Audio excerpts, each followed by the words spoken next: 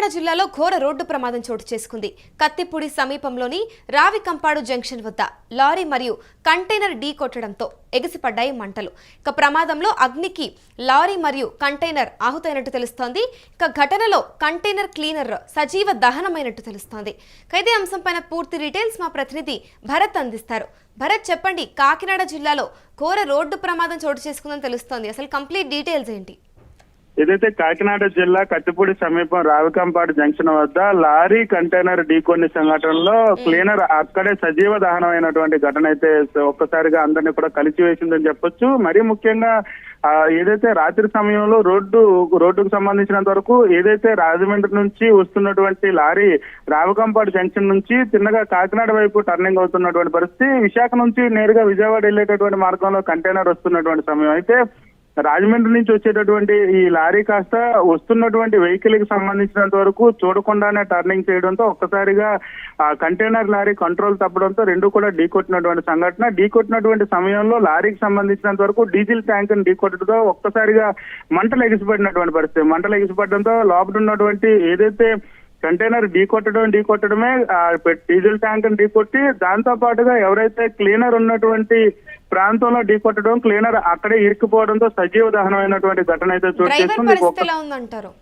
అయితే ఈ రెండు డ్రైవర్లకు కూడాను చిన్న చిన్న గాయాలై శతగాత్రులు ఎవరైతే ఉన్నారో వాళ్ళందరినీ కూడా స్థానిక ప్రభుత్వ హాస్పిటల్ తరలించడం జరిగింది. అయితే మరీ ముఖ్యంగా ఈ ఘటనతో ఒక్కసారిగా భయాందోళనకు గురైనటువంటి పరిస్థితి. కంటైనర్ హైవేలో వస్తున్నటువంటి సమయంలో ఇది రాజమండ్రి నుంచి వచ్చేటటువంటి లారీ టర్నింగ్ తీసుకోవడం, ఢీకొట్టడం, ఒక్కసారిగా మంటలు చెలరేగడంతో స్థానికులు కూడా బెంబేలెత్తిపోయినటువంటి పరిస్థితి కనిపించింది. అయితే అర్ధరాత్రి సమయంలో ఈ ఘటన జరగడంతో ప్రమాద స్థాయి అయితే తగ్గిందని చెప్పొచ్చు, కానీ ప్రమాద స్థాయి తగ్గించినటువంటి పరిస్థితి. కానీ క్లీనర్ సజీవ దహనం అయినటువంటి ఘటన అయితే ఒక్కసారిగా అందరినీ ఉలిక్కిపడేలా చేసింది. మరీ ముఖ్యంగా ఆ టర్నింగ్ రావికంపాడు జంక్షన్ కి సంబంధించినంత వరకు కాకినాడ వెళ్లేటటువంటి మార్గంలో హైవేకి సంబంధించినంత వరకు కూడా బ్లాక్ స్పాట్ గా ఇప్పటికీ గుర్తించడం జరిగింది. ఆ స్పాట్ కి సంబంధించినంత వరకు కూడా ఖచ్చితంగా సిగ్నల్ ఇచ్చిన తర్వాతే టర్నింగ్ తీసుకోవాల్సినటువంటి లారీ డ్రైవర్ హైవేకి సంబంధించినంత వరకు కూడా అత్యంత వేగంగా వస్తున్నటువంటి పరిస్థితి వెహికల్స్ ఉంటాయి.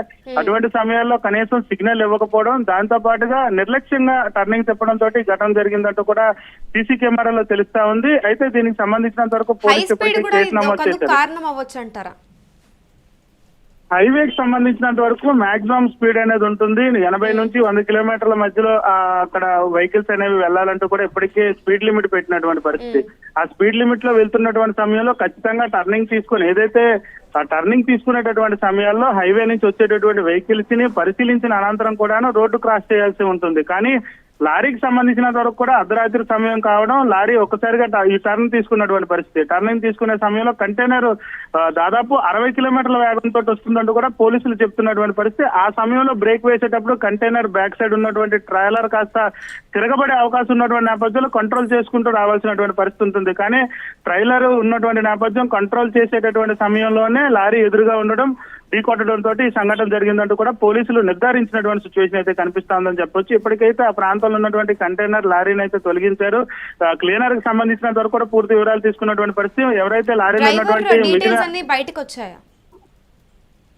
ఇద్దరు డ్రైవర్లకు కూడా స్వల్ప గాయాలైనటువంటి పరిస్థితి. ట్రాలర్ కి సంబంధించిన డ్రైవర్ కి సంబంధించినంత వరకు కాలు చేతులకు గాయాలైనటువంటి పరిస్థితుల్లో స్థానిక ఏదైతే లారీకి సంబంధించి క్లీనర్ డ్రైవర్ కూడా చిన్న చిన్న గాయాలైనట్టుగా సమాచారం అందుతుంది. వాళ్ళందరినీ కూడా స్థానిక హాస్పిటల్ తరలించారు. ఇంకా పూర్తి వివరాలు ఈ ఘటనకు సంబంధించినంత వరకు పోలీసులు కేసు నమోదు చేసి విచారణ చేస్తున్నారు. పూర్తి వివరాలు ఇంకా తెలియాల్సింది.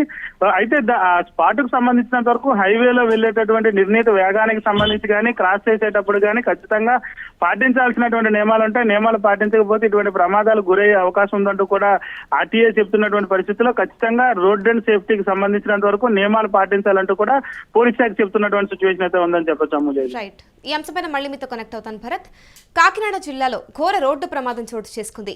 కత్తిపూడి సమీపంలోని రావికంపాడు జంక్షన్ వద్ద లారీ మరియు కంటైనర్ ఢీ కొట్టడంతో మంటలు ఎగిసిపడ్డాయి.